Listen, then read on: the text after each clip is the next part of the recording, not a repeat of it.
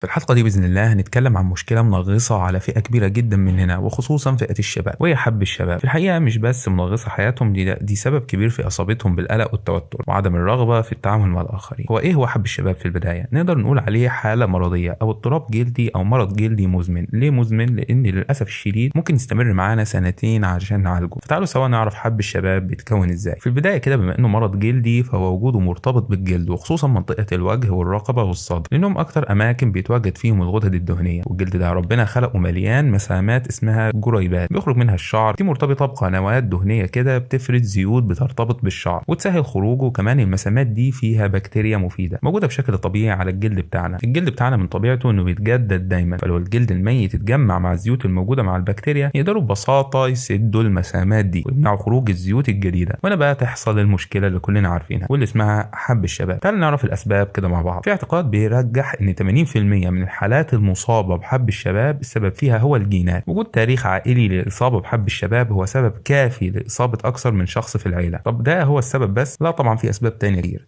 زي افراز الدهون. في انواع بشره بيكون افراز الدهون فيها اعلى من الطبيعي. الهرمونات اللي اسمها الاندروجينات زياده افرازها بيزود افراز الدهون. فرط نمو البكتيريا اللي قلنا عليه قبل كده انه موجوده بشكل طبيعي على الجلد، لو حصل زياده في نموها ده سبب لظهور حب الشباب. تناول بعض الادويه لفترات طويله زي الادويه اللي فيها كورتيزون والتستوستيرون والليثيوم. انسداد مسامات الجلد، الجريبات بخلايا الجلد الميته والبكتيريا والدهون الجافه. وهنا بيجي في بالنا سؤال مهم جدا، هل في اسباب لظهور مؤقت لحب الشباب؟ طبعا. زي ايه بقى؟ زي اضطرابات الهرمونات في فترة البلوغ وأثناء الحمل وأثناء تناول حبوب منع الحمل أو بعد التوقف عن استعمالها، وقبل وأثناء الدورة الشهرية بفترة من يومين لأسبوع. وده ظهور مؤقت بيختفي بزوال السبب. كلامنا عن أسباب الظهور حب الشباب، نتكلم شوية عن بعض الشائعات وخلينا نقول المعلومات المغلوطة عن حب الشباب. البعض فاكر وبيروج إنه سبب في مشكلة دي، وأشهرهم بعض أنواع المأكولات زي الأكل المقلي والأكل الغني بالكربوهيدرات والشوكولاتة، المخللات والأكل السريع والأكلات اللي فيها مواد حافظة. في الحقيقة هنا محتاجين دراسات أكتر نسبة إن ده سبب قوي لظهور حب الشباب، أو حتى الدراسات تقول ان المصابين حالتهم بتسوء بعد تناول الاطعمه دي، وده لسه مش موجود بشكل كافي حاليا. تاني شائعه وهي التوتر. في الحقيقه برضو التوتر مش سبب رئيسي، وان كان فعلا هو سبب في زياده المشكله ده لو هي موجوده من الاساس، لكن مش سبب اساسي في ظهورها. تالت شائعه وهي النظافه. اتساخ البشره مش سبب خالص في ظهور حب الشباب، بالعكس ده العنف في تنظيف البشره وخصوصا لو بيستخدم صابون قلوي او مواد كيميائيه بتسبب تهيج البشره، ده سبب في ظهور حب الشباب. رابع شائعه وهي ان اصحاب البشره السمراء اكتر عرضه لظهور حب الشباب من اصحاب البشره البيضاء، وده مش صح طبعا تماما. بعد ما عرفنا الاسباب تعالوا نعرف سوا حب الشباب نوع واحد ولا اكتر من نوع؟ هو بصراحه اكتر من نوع، هنتكلم عنهم باختصار. الرؤوس البيضاء ودي بتتكون لما يتجمع الجلد الميت والدهون وتكون المسام مقفوله فتظهر بثور بلون الجلد. الرؤوس السوداء ودي بتتكون لما بتتجمع الدهون والجلد الميت والزيوت مع بصيله الشعر في مسام مفتوحه تظهر بثور سوداء متاكسده وتدي لون اسود. حبوب بلون احمر ليها راس ملتهب او بتحتوي على صديد ابيض. تكتلات مؤلمه متورمه تحت الجلد اسمها عقيدات. تكيسات ممتلئه بالصديد ومؤلمه تحت الجلد. اخر نوعين دول اكتر انواع حب الشباب اللي بيسببوا اثار وندوب في البشره. يا ترى كل حالات حب الشباب بتستدعي كشف والعلاج، ولا نقدر نعدي الازمه دي بروتين بسيط في البيت؟ في الحقيقه ده على حسب الحاله اللي عندك. يعني لو زي ما قلنا دي حاله مؤقته لظرف مؤقت زي فتره الدوره الشهريه وتناول حبوب منع الحمل، فدي حالات بعنايه واستخدام غسول مناسب وكريمات بسيطه بتتغلب على المشكله. اما الحالات المزمنه واللي الحبوب بتسبب ندوب وتصبغات في البشره وكمان شبه مش بتخف او بتزيد مع العنايه بالبشره، فدي لازم كشف طبي اكيد. ودلوقتي نقدر نتكلم عن الجزئيه اللي كلكم مستنيينها وهي العلاج. المشكله دي نعالجها ازاي؟ تعالوا نعرف مع بعض. مبدئيا كده يا جماعه، العلاج مش هيجيب نتيجه في يوم وليله، احنا ممكن نبتدي 4 ل 8 اسابيع، وخلال الفتره دي ممكن نلاحظ كمان زياده في الحبوب. لازم يكون عندنا صبر شويه ونكمل، وطبعا حسب نوع الحبوب واستجابه البشره الطبيب المعالج هيحدد اذا كان العلاج هيقتصر على الحبوب ولا هنحتاج علاج مكمل للاثار اللي سببتها الحبوب والندبات. العلاج بيكون اما عن طريق تقليل افراز الزيوت او علاج الالتهاب الميكروبي او الحد من حدوثه او تحفيز تجديد البشره ومنع انسداد بصيلات الشعر، وده بيتم بطريقتين. اول طريقه هي علاجات موضعيه. في حالات البثور الخفيفه الكريمات اللي بتحتوي على بنزويل بيروكسيد والكبريت وحمض السلسليك واللاكتيك. لو البثور ما استجابتش للعلاجات بتوصف مستحضرات بتحتوي على حمض الريتينول عشان يحفز تجديد البشره ويمنع استداد البصيلات. تاني طريقه لو الحالات شديده بتحتاج نستخدم اكتر من مستحضر بالاضافه للمضادات الحيويه، بتختلف باختلاف شده عده الحبوب زي الدوكسي والفيبراميسين والازيثروميسين وخلافه لحد الايزوتريتينوين، واشهر اسم تجاري متاح في السوق هو النيتلوك. ثالث طريقه هي العلاج بالليزر، دي بتكون حسب شده الاثار واستجابه البشره طبعا وعلى حسب ميزانيه الشخص. في النهايه شويه نصايح كده هتساعدكم في الوقايه والعلاج باذن الله، وهي غسيل البشره يوميا بغسول مناسب لبشرتنا، وعدم وضع مساحيق التجميل بكثره، والدقه في اختيار مصدر موثوق، الاسراع في ازالتها وتقليل فتره تواجدها على البشره قدر الامكان طبعا. اياكم واللعب في الحبوب والهرش، ده بيزود انتشارها والتهابها. واخيرا خلي عندك ثقه ان انتوا رائعين في كل حالاتكم. دمتم بعافيه، واخيرا لحد ما نتقابل فيديو جديد قريب، لو عندك استفسار اكتبه في التعليقات وهكون سعيد جدا بالرد عليه.